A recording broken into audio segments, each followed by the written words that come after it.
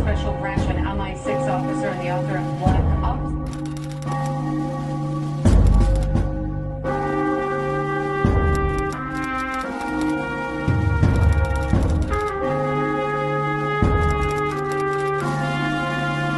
I was undercover for Special Branch in a jihadi organisation.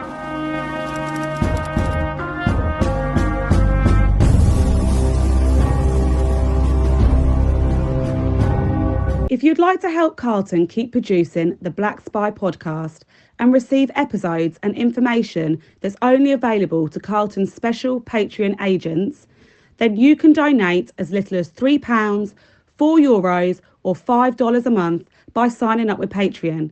See the Black Spy podcast notes or Google Patreon Black Spy podcast and pledge your monthly amount. You can even win the opportunity to be a guest on the show. Thanks for listening. And don't forget to subscribe for free. So welcome to part 2 of the Black Spy podcast's last week's recordings. If you haven't listened to part 1, go back to last week and have a listen. But this is part 2. So enough further ado, let's work on it. And can I ask you something as well?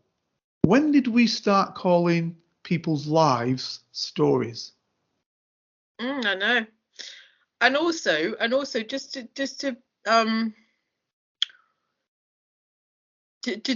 remind your listeners of the stat: how many people go missing in England and Wales only? We're not talking about Scotland. We're not talking about Northern Ireland. In England and Wales only, on average, from 2016, 2017 onwards, it's ranged between 375,000. and 450,000 people are reported missing. So that is an actual report has gone in. Somebody's called into the police, gone in and said, X person's missing. Look, let's get more granular than this. How many people are going to go missing tonight? Well, there you go. Figure it out. And how many people are on the news tonight? There you go. As missing. Right? There you go. I guess, and again, you know, we've always said that we're coming into this conversation in a non-judgmental and highly respectful way, and I do intend to honour that. But you know, like even if you look at Raoul Moat, how many, unfortunately and tragically, how many partners, you know, shoot their female partner when they think they're having an affair. It's probably quite a high stat as well, isn't it? But yet he's incredibly prolific and was. And it's not the norm, is it? It's not the norm. I mean, these. You're absolutely right. Let's be granular. All I'm saying is, if we circle back to this, right? You know, for better or for worse, there are a lot of. If we break that stat down, there will be a lot of missing people right now. Correct. You know, they are not calling Sky News. They're not calling the BBC. They are not being interviewed by the press. They're not. Correct. You know, there was a bargain. There was a bargain that was done in the first place, wasn't there? Because my question to you is more than that, isn't it? My question to you is more than that, and I think we sort of hit on it again when we spoke about the young lady who lost her life at the hands of a policeman. I was going to say a police person, but no, he's a policeman, right? And then I asked you why that individual, in the first instance, before they knew it was a policeman, why that individual was getting so much press. Don't get me wrong, I'm not calling it down. When the same weekend, 3 people, women. It was a literally prolific week in Liverpool. 3 women were murdered. And there was hardly anything. So the question is, why did we choose the young executive? And that was in the paper. But the 3 others, this is lockdown period, as you recall, and there's a lot of people living together and things were going on. The 3 others were not mentioned. So I asked you these questions, not because I'm trying to be negative, but I'm asking you basically because as a criminologist, because I am a criminologist, you know, I have my own theory, but I wonder why we are choosing, it's not we, it's the press, are choosing who we wish to look at. You know, it's the same. We're putting out right now that there's an epidemic on women and young girls being assaulted violently. Well, the reality in the stats don't say that, do they? The reality in the stats say that 7 to 1 men are killed for every 1 woman, 7 men are killed. Yeah, young men. And there was an interesting there's an interesting bit of media investigation which I'll pull out and share so that you can share on the notes about this when the podcast goes live. But it's all about that a journalist took a deep dive into I think there's 43 police. There's 43 Met Police in Britain, right? And they took a deep dive into how many cases have been reported, and then did the Freedom of Information Act request to see how many were actually logged, and it's gobsmacking. So to your point, yes, why are these handfuls sort of cherry picked and brought to the forefront? Should and maybe this is maybe this is one of the questions that we leave the listeners with, but should every crime be given the same media attention? Well, I would argue it should. The problem is the media won't do that, because the media choose what they wish to portray.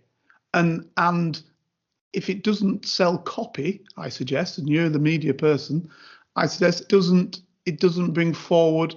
Well, let me give you a better interest. Better than that. Let me make it clear. One policeman kills a young woman. Don't get me wrong, totally wrong, out of order. Another policeman rapes women who he brings to his house. So in the first instance, it's not, walking on the street raping people. It isn't because he's a policeman he's raping people. They are coming to live in his house, and then he's doing dastardly things. I don't know whether some of them are, well, I don't know what the reasoning is behind it, but anyway, and he's holding some people in his house when he does it, or they're living together and he's doing things. Right, so that's as I'm understanding it. On the other police person, right, now that's the police. You then get people turn around and say, right, if you're in threat at all of any reason, don't bother going to the police.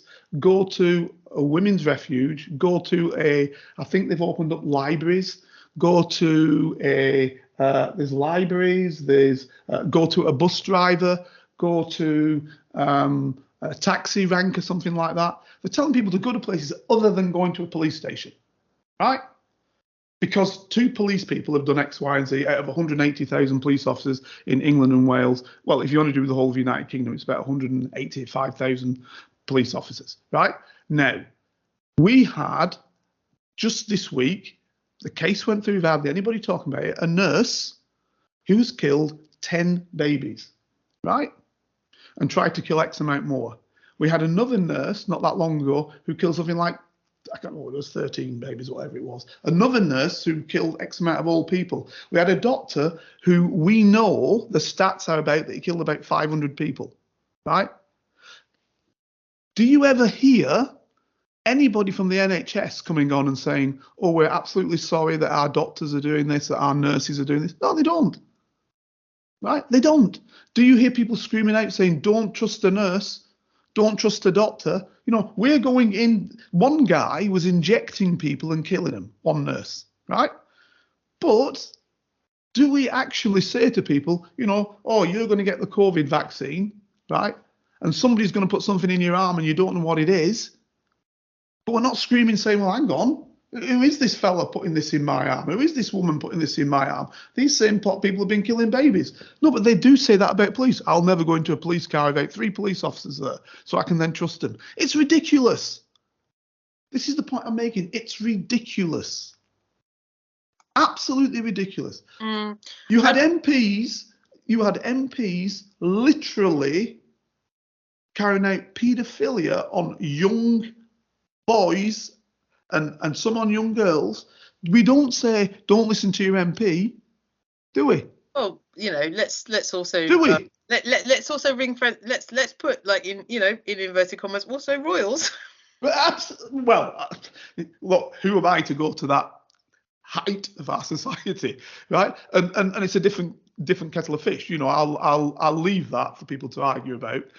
Call me a scaredy cat, but I'll leave it for people to argue about. What I'm saying with the MPs, though, Smith, etc., it's clear. There is no ambiguity about it. He was sneaking into homes a la Jimmy Savile and doing all sorts of dastardly things, right? It's a given. It's a fact. And it was hidden. Believe me, it was hidden, right? It was hidden. Okay, the system knew about it, but it was hidden. You know, and apparently others on other sides were doing the same, and it was all hidden, right? So the point I'm making to you is, why is it that it's okay to make the police the bête noire? And I come from, as I said already, I come from the perspective of saying, look, I've had a crack at the old Bill for doing things to me, but I'm saying they are no different than any other part of British society. Indeed, I'll go a step further. I will say that in some ways, the police were actually more egalitarian than many parts of other society. Because I can think about, on my case, when I was going around the fact that there were, you know, some racist aspects were going on within the police service, I could tell you that you could walk in any BBC studio and see it, because you wouldn't have seen anybody there of colour.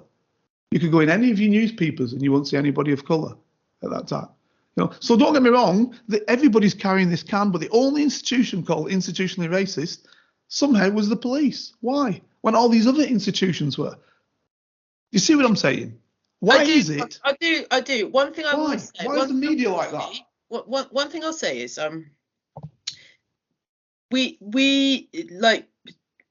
do have a responsibility as journalists. So the media does have a responsibility to insert certain aspects. For example, suicide, whereby we need to ensure that that what's written or what's narrated doesn't inspire a copycat situation. Okay. And actually, the Raoul Moat thing is actually quite a good example, because he did inspire quite a few people to copy him. Yes, he did. Yeah. People liked him and still like him to this day. Yeah. But there is, because he killed old Bill. That's why they liked him. There is a level of responsibility and integrity whereby if somebody does take their own life, you know, for example, you know, it's honourable to caption. To reference the Samaritans and to caption some help and build up where people can actually go and be responsible about that. You know. But Fergus, how is that different when it's the police? This is what I'm trying to get from you. Well, that's what I'm trying to say. It's what I'm trying to say is it's not different. It's not different. But what people. And look, Carlton, I mean, I know we sort of... Why are you not drawing the parallels with nurses killing people? Why are you not drawing the parallels and doctors killing people? Or for all intents and purposes... What I'm trying to say, right, is that probably there is an element, there is an element to the media where they realise that if they cover doctors, you know, that doctors killing people might... incite other, you know, might inspire another person to copycat that action. Well, you might inspire police officers if you're going to use that caption. I'll tell you what's happening, because you see, there was a famous, and you know what I mean when I say it, a famous MP. She's famous because she was murdered, right, by a person who believed in the right wing, who was inspired by the sort of talk that was being put about immigrants, right, in many a newspaper, and articulated, don't get me wrong, by our then Prime Minister and others, later became Prime Minister and others.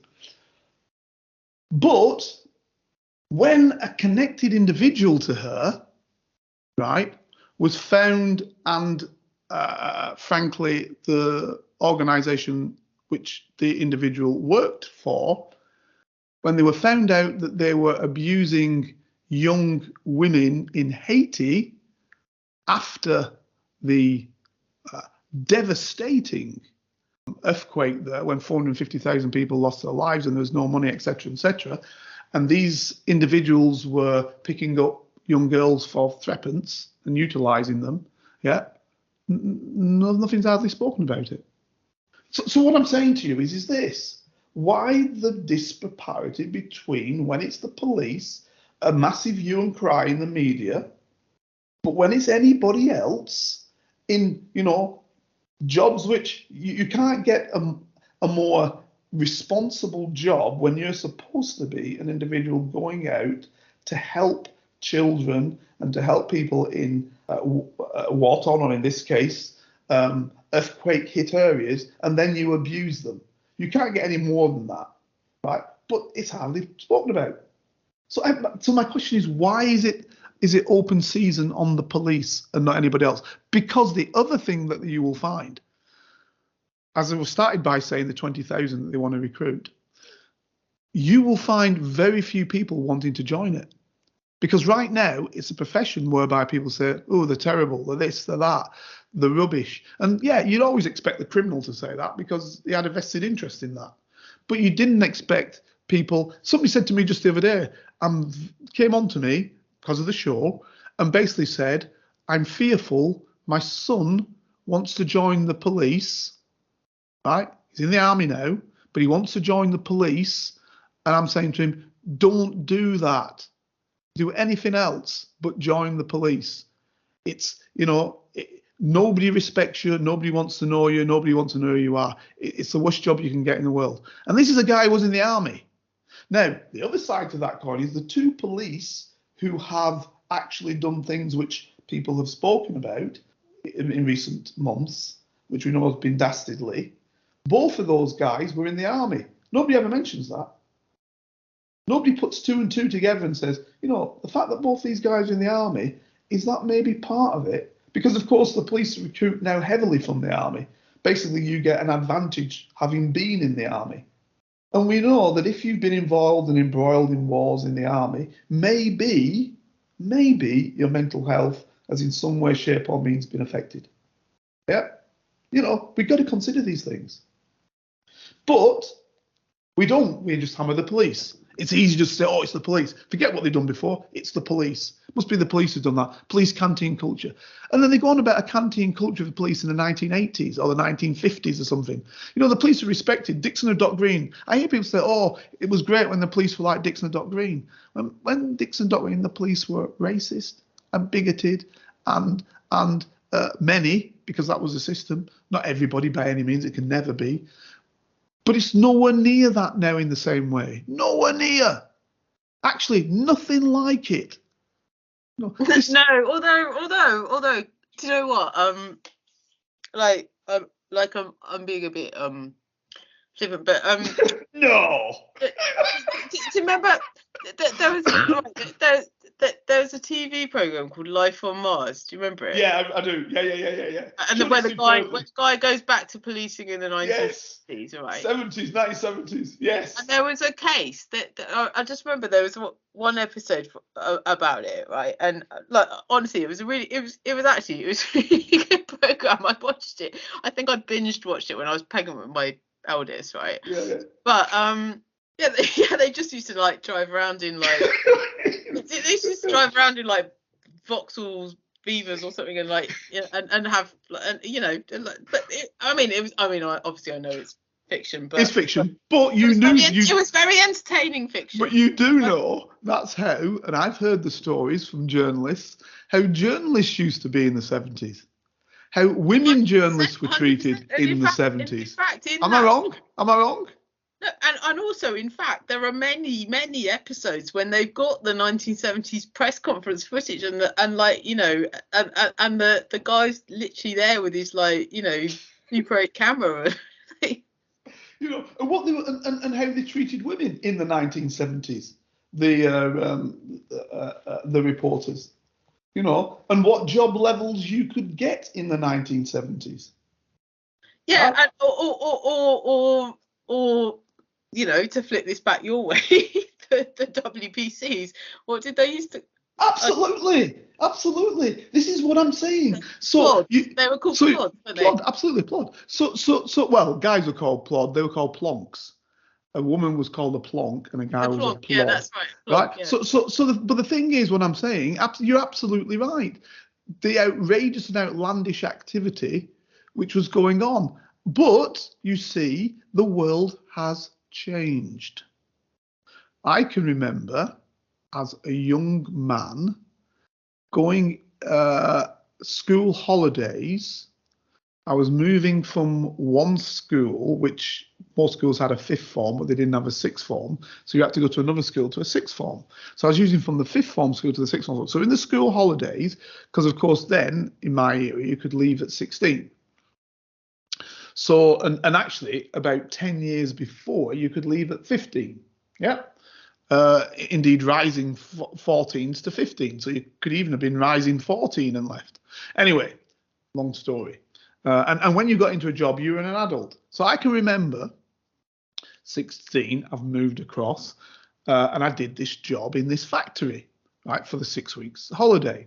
And a guy who was moving across was working there going to work there full time, right? Been in my school and was going to work there full time. The women who worked the machinery, because it was all sort of textiles. So all the women who worked the machinery, and you know, this is like 1973 or something like that, but they're still wearing headscarves and all that sort of business, some of these women, and curlers in and stuff like that. And I remember this one woman who was obviously the sort of leading woman there. She said, we're going to baptize this young lad, right? Who's going to work there full time. Wow. So they grab him, right? And let's just say they entered a wick, you can guess what the wick is, into a bottle, and then the wick got somewhat bigger. And that's, right, that was the sort of initiation of this lad. Wow. Right? And that was totally normal. Right? For the lad to be, you know, that was how he was dealt. So what I'm saying is, it was a different world all the way around.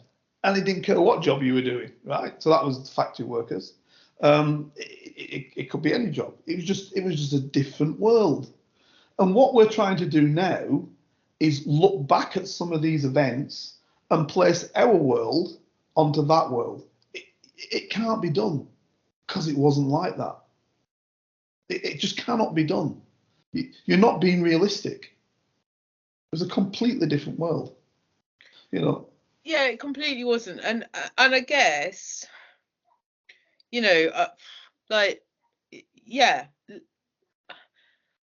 It just came to me. It just came to me because it's like your king story, isn't it? Well, he wasn't the king, was he? He was the Queen's consort. But it's like your story. You know, now, no, I'm not even bothered if you're a royal. Nobody's walking into your changing rooms, seeing you girls all standing there and not leaving within a second. I'm not bothered which royal that is, even the one that you said something about 10 minutes ago. That guy's walking in, he's seeing all you girls there, and he's walking out straight away, isn't he? I mean, any man is today. Absolutely. But your man, the king, then stood watching you. But to super substantiate that point, right? I was going to say to you, Carson, right? Like, and park the answer to this for a minute. I was going to say to you, right, if you were in Lancashire, you know, today, would there be, having the background that you have, would there, and you were on TikTok, would there have been any way, at any point in when your brain would have gone, oh hey, I've got a conspiracy theory, I'm going to capture this on social media? Park the answer to that for a minute. Just think about that for a sec, but park the answer. But going back to, yes, Serge Royal, right? Let's just say, for example, that he'd posted that on TikTok. Yeah. I mean, like I said, to circle back to the original conversation that we had right at the start of this, like I know we're mostly on the same fence, you know, and every day is a school day, and I know on this conversation we were on different sides of the fence, but I feel like the third wheel on this fence is the social media.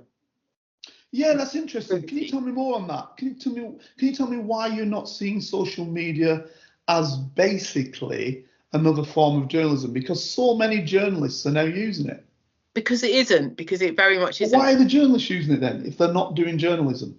Well, they're all everyone. I've got 100 okay, journalists who are on it. All right. What you have to do, what we have to differentiate, and maybe this is a conversation to get a social media expert on. Yeah. To talk with us about this, but journalism is regulated and social media isn't. So yes, information might come from social media, but there's nothing to stop a rogue TikToker or a rogue YouTuber or a rogue tweeter or whatever putting something out that then goes viral. But what I'm saying is your journalists use it now, though. From all the journalists that I've known throughout the years, from what you call who's got a show now on Sky every morning, to Koonsberg, to he's a little fellow who used to do Ma, to some of these people have been in places where I've been, to Myery, to wherever. We've had them on planes and we were going places, whatever. Every one of them has a social media presence and puts something out on social media. So they're using it to their own advantage. Yes. And what you'll see, I mean, to be honest, right, the Mail Online do this really, really well, right? Because they have entire teams who just pull stories from social media. I mean, they're mostly celebrity stories, right? Yeah. So they've got an entire team who just look at celebrities' social media feeds and they just pull what they can and they just take a story, but they always make it very, very transparent that has come from social media. Okay. Can I play devil's advocate? Can I suggest, I might be wrong, you may tell me now and smack my hands, but can I suggest that the capacity of the people today isn't at the level of the capacity of the people in the past? I'm talking journalists now. Absolutely. Well, I'm talking policing as well. Like, let's say. I'm saying policing is better. I'm saying policing is markedly better. Markedly better. Okay, but let's just say, right, we were talking about AI a couple of weeks ago, right? Yes. Let's say somebody designed an app for policing. Okay. All right. And every citizen could download that app onto their smartphone and, in inverted commas, police. Right. Let's say somebody else designed an app for journalism and everybody could download that and they could just file stories and they would be printed in national newspapers. All right.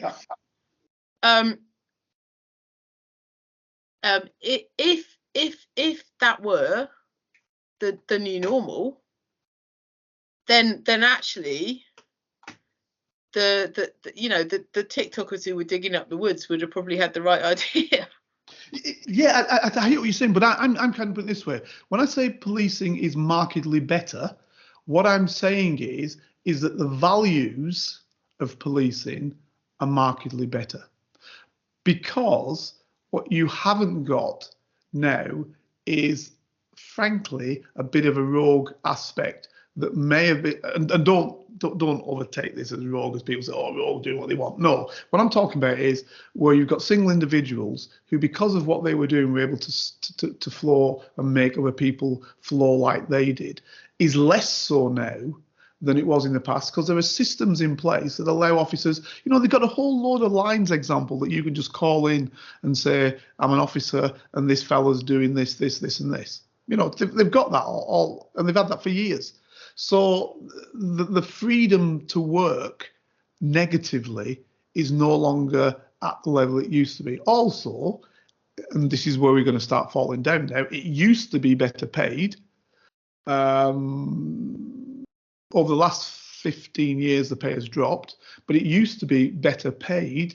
So you were getting a lot more people in, oftentimes changing careers from lawyers to just thinking in my unit, from lawyers to army officers, not general army, to army officers, to teachers, to senior ones at that, to whomever who joined the police because the money's better. You know, so there was that sort of different ilk of people. I'm not saying that they're better people. I'm just saying different ilk. Now, where the system might have gone wrong, so that's the people, where the system's gone wrong, it markedly is not better. Example, the fact that they've no longer got a special branch is not better. That's worse. And that's because some of the senior management now no longer understands the aspect of the roles they undertake, or their officers have undertaken, because they've worked their way through without having to work in various roles. So that in itself can be problematic on some ways. But clearly, I wouldn't turn around and say policing in the 70s, 60s, 50s was better than it is today. I wouldn't say that. I couldn't. But I bet you might turn around and say the standard of journalism, in terms of the way it's written, it might not be in terms of the way that they function, but in terms of the way it was written, that they were better, maybe. I don't know. I'm asking you the question. It was much more formulaic. Right, okay. You know, I mean, historically, the skills of journalism, I mean, I guess there are probably some skills of policing that you are taught, you know, because they correlate. That's true. Because they have a correlation to a value system. That's true. So in journalism, it's who, what, why, when, where. You know, is the first part. You know? Same difference. Who, what, why, when, where. Date, time, and place. Same. Yeah. And but then, you know, you've got your sort of man bites dog, dog bites man kind of. How do you get a story, right? But so what you're saying is dog bites man, no story, man bites dog story. That's what you're saying. Yeah. Very good. Yeah, it's yeah. But I would say that the difference in the 1970s would just be escalation. I mean, you know, people might. I mean, I don't know. I don't know. I'm hypothesizing. Let's say 80s, 90s when you were coming through. Yeah. Okay. Let's say right. People might have the police would have been a known. What the police could do might have been a known quantity. Okay. But the media capacity before social media and before, you know, other forms of citizen journalism, I suppose. Mm-hmm. You know, if you told a reporter, if you told your story to a reporter, it would be in the local press, but yes. And only if it were escalated further would it be escalated further. But you know, it's a bit like you know, the local press sort of had a perception of that's where you announced the birth of your granddaughter, and that's where you announce when you're selling your car, you know, and that's when the parish council say when there's some allotments up for grabs or whatever, you know, it wasn't seen as disruptive as it is now, I suppose. Mm-hmm. You see, a CIA colleague once said to me, when I was speaking to her, it was a female, she said Watergate would never have happened in the United Kingdom. I'll repeat that. Watergate would never have happened in the United Kingdom. What she meant was, and she articulated in the end, was that Watergate would never have come to the fore in the United Kingdom because the press wouldn't have printed it. Right? So what she was saying is the press was freer at that time in the United States, to put out big stories about government than it was in the United Kingdom in that era. And in some ways, I think she's right. Cyril Smith example never came out as what he was doing, not because people didn't know about it, because nobody would print it. Well, I mean, Carlton, you've got loads of examples. I mean, Watergate was what, 1972? Yeah, 2, 3, whichever it is, 1, 2, or 3. You're right, you're probably 2. Yeah. But you've got loads of examples. You've got loads of things in your book that, Correct. that kind of that never came out, probably never will come out because there's a statute of limitations. But she's probably right. So the question now is, and this is what I want to ask you, and maybe even ask now our listeners to consider and come forward on, because we are tricking through time very strongly now. We have to bring it to an end. And this is why I was making that split. This is why I sneakily, cleverly made that split right at the beginning. Do you think now, because of social media, it's now very difficult to prevent stuff coming out?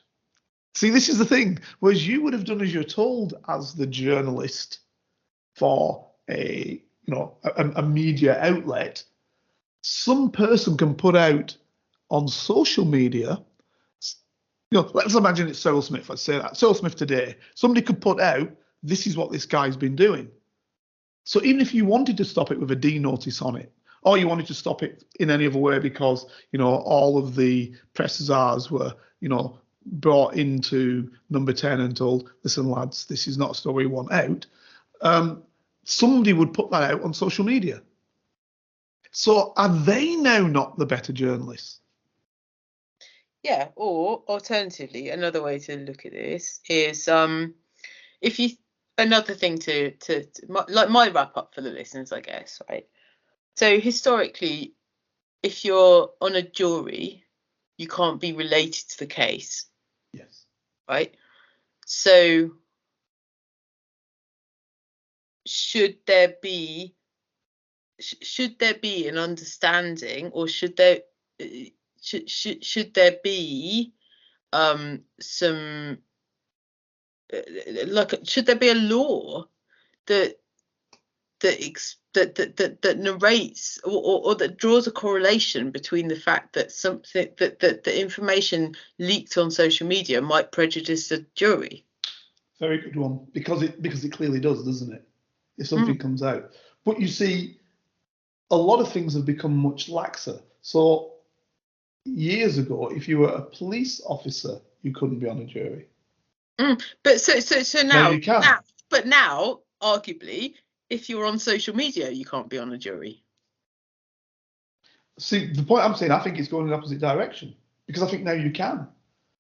So I don't think it's going towards preventative aspects. I think it's going to more open aspects, that you can be on juries knowing these sort of things, social media things and whatever. So what does that do for a free trial? And actually, yeah, it's something that I wanted, and we can probably discuss it another time, but I wanted to look at this Begum thing, right?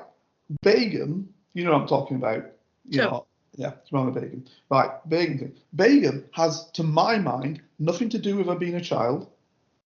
As we state what a child is today, going on to 15, going out there. Nothing to do with her being vulnerable, if she was. Nothing with her being groomed. It has everything to do with basic law being, I haven't seen anything to suggest anything different, being that if you are a national of a country, that country cannot make you stateless. And I know that seemed to have jumped around a lot, but this is all about the media, because the media is not challenging that. Shemima Begum is not a Bangladeshi, right? As far as I understand it, I don't even think she's ever been to Bangladesh. And just because my parents happen to be from French Guiana or from wherever, yeah, doesn't make me a Frenchman or French Chinese unless I take on that nationality. Just because your parents are from South Africa doesn't make you a South African if you don't take on that nationality. So it's not good enough to turn around and say, oh, Shamima Begum, by virtue of her parents being Bangladeshi, she must be a Bangladeshi, because you know that's not true. So what the British government have effectively done is they've effectively said to definitely people of colour, nigh on, yeah, and some people not of colour, that you are second-class citizens because you can now have your nationality taken off you because your parents were of a different nationality. And that even goes to parents who, like mine example, were British citizens when they were born, but because their state, after 300 years of British rule, obtained its independence, all of a sudden, you're trying to tell me that their parents are now, their offspring are now open to no longer being British, and that they can now be said, oh, you belong to somewhere else. So Begum's a good example of it. India was, since Clive of India, part of the British realm. People fought in, both world wars for Britain in the Indian Army, which obviously was Bangladesh was India before. Yeah, they got their independence in 47 as East Pakistan. 75 fight the war against Pakistan to become Bangladesh. Yeah, so you're now saying just because her parents had that background, she's a Bangladeshi. How does that work? You're not a Canadian just because your parents happen to be a Canadian. No, you got to have Canadian citizenship. You've got to get the citizenship of whatever the rules are in that country. She's never had that citizenship. So how can you then strip her of her British citizenship and make her stateless? Because that's against the UN regulations, making someone stateless. You can't do that. So that's my argument. And the Britain that I knew, even if it didn't like it, would never do that. It would never say, you are not British just because we want you not to be British. And by the way, there's nothing to suggest that she was even fighting. Okay? Nothing to suggest that. Nothing at all. There is no evidence. You can go ahead and say, oh, we got stuff that you don't know about. It's bollocks, right? I'll tell you, when I was in the branch, we had people, particularly in South Africa, fighting. Brits, right? Gone out to fight in South Africa. Gone out to fight in the seals in Rhodesia. Yeah, killed tens of people, if not hundreds of people. Fought in Mozambique. Fought all over the place. Right? Come back to Britain, no problem. No nationality taken off them. No. They were fighting for the what you could argue is right-wing regimes. Yeah, in these countries, killing, as you know from South Africa, killing hundreds of people. Yeah, nobody ever said, "Oh, let's take the nationality of this fella." Yeah, because he fought for South Africa, so he now must be a South African. Or he fought for actually Rhodesia. He must be Rhodesian. So obviously we've got the coronation coming up, and let's talk about the Commonwealth, like in the landscape of, where King Charles is gonna, potentially take it, and let's kind of talk about. Yeah, let's do that. The implication. Let's talk about the implication for those. Begum may well be a terrorist. That's not my argument. I don't care whether Begum's a terrorist. I've been fighting them all my life, and if we have to observe another person, so we do it. That's not the point. The point is what they've done is they've made second-class citizens out of people whose parents happen to be from somewhere else. Well, no, I agree. You see what I'm saying? 100% agree with you. 100% agree. 100% agree. But so I'm now a second-class citizen. I'm a citizen who can turn around and say, you know what, your parents were born somewhere else. Even though my father fought 5 years in the war in the Merchant Navy, right, going through the war in the Atlantic with submarines being blown up, ships being blown left, right, and centre by German submarines. All of a sudden, what they're saying is, your son now, who's fought and done bits for this country, yeah, is somehow less of a citizen than somebody who's never done a damn thing for the country, and we can take his nationality off him. How does that work? Yeah, I know. I mean, my mum's had to just refight for her citizenship despite being a taxpayer for like near on 50 years. Yeah. How can it work? I mean, this is just ludicrous. What kind of system are we in? That's the case. Yeah, she's gone out and done whatever she's done. Yeah, bring her back. If she's committed crimes, sentence her, put her in jail. If there's no evidence to say she's committed crimes, which I suspect that's what it is because I ain't seen any, then of course you can't put her in jail. So now you've got to work with the processes of what happens if you think she's a threat, because there are systems that allow you to have people house arrest or whatever else. There are systems that allow that. Yeah, that'd have to go through the courts to work that through, right? And there's specific court elements that allow that to happen. I won't go into them because they're sensitive, but allows that to happen. But if you've got no evidence of any crimes, why are you just trying to turn around and say that person's not a national? Why? Or because her parents happen to be born in Bangladesh. Well, actually, her parents were probably born in Pakistan. So what are you going to say now? Yeah, because it was probably Pakistan back in those days. See what I'm saying? It gets ludicrous. Yeah, it does. It gets ludicrous. It does. All right. Well, look. Should we wrap this up? Yeah, we got to wrap it. We got to call it a wrap, kid. So, what do you want to give as your leaving perspective on the media and how it's handled the case? What do you want people to write in to suggest or to agree with or not to agree with? What's your position? I think I've made a few points in the conversation, of which listeners are welcome to comment on.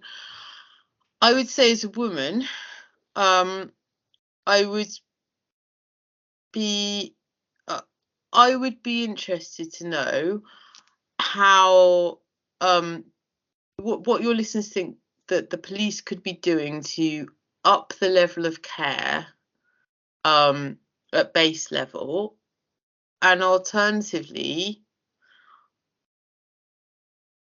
I don't understand, for what? Okay, let's. I'm presuming we're circling back to Nicola Bulley, right? Yes, yeah, we're Bulley. Yeah, we're talking about Nicola. I mean, how do you mean to up the level of care? I don't understand. What do you mean? What angle? So should you feel comfortable to call the police to yourself? I guess what's. I would love to know. I would love to know what your listeners think. That I mean, clearly, this was a tragedy, and clearly this tragedy. No, I not clearly. This tragedy might have been avoidable. I don't know if it would have been avoidable, but what I would love to know from the listeners is what measures do they think could be in place from the media or from social media or from the police to make another further tragedy avoidable. Okay, great. And listeners, please do try and answer that question or ask that question or something around that question. My closing question is dead simple. I don't think it is the job of the police to do this. I think the police have taken on more than they have bitten, more than they can chew, I should say. I think the police's job is to investigate crimes, offences, missing persons, etc., etc., etc., but not to be social workers, etc. If there was a period of time when something should have been done, I think that period of time should have been when the mental health nurse went with the police officer to that house 17 days previously. I believe then, at that stage, that mental health nurse should have moved that forward, if there was anything to move forward, and dealt with the young woman, well, relatively young woman, and found a way forward. I think it's nothing to do with police. I think police are undertaking actions way above and beyond what the recruitment allows them to do in terms of the numbers of officers they have available and the numbers of crimes being reported, things that would never have been reported before.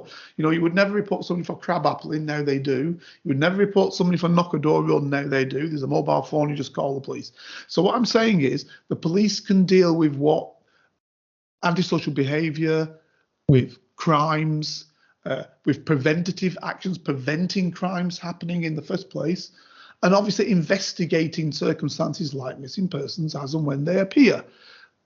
But it's not their role, I believe, to deal with the consequences of somebody in need of medical, mental assistance. I don't think that's the police's job. And I think that the people with that responsibility, social services, social care, whatever you want to name it, should deal with that task from now on, and it shouldn't be anything to do with the police, other than you call them in the times of urgent need and requirement for problems that may come from the fact that somebody's so orientated. So if somebody's beaten someone up because of mental illness, maybe you then call the police, because that's the body that's going to prevent the criminal action from going on. So that's what I would say. I mean, I think it's been a fascinating discussion. I think it's one where we are a little bit different, because normally we were not. Normally we kind of come together at the end. I think we're a little bit different. This will be, because I've looked at the timings now, this will be part 2 of what will have been part 1 earlier on. So if you're a listener listening, please go back. If you capture this part as part 2, you listen to the end of it, capture part 2, please go back to part 1 if you haven't heard it, because you'll hear the initial premise that we're coming from, so you can understand it. And hopefully, from me, I hope to see you again next week. And Fergus? Absolutely. Like I feel like yes, good point, well made, Carlton. And also, I'd love to hear what your listeners think. So, till next time. Thank you very much. All the best, guys. See you later on. Bye-bye.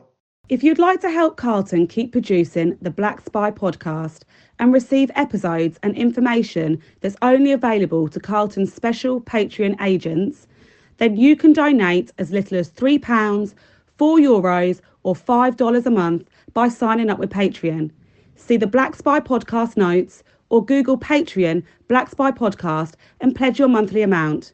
You can even win the opportunity to be a guest on the show.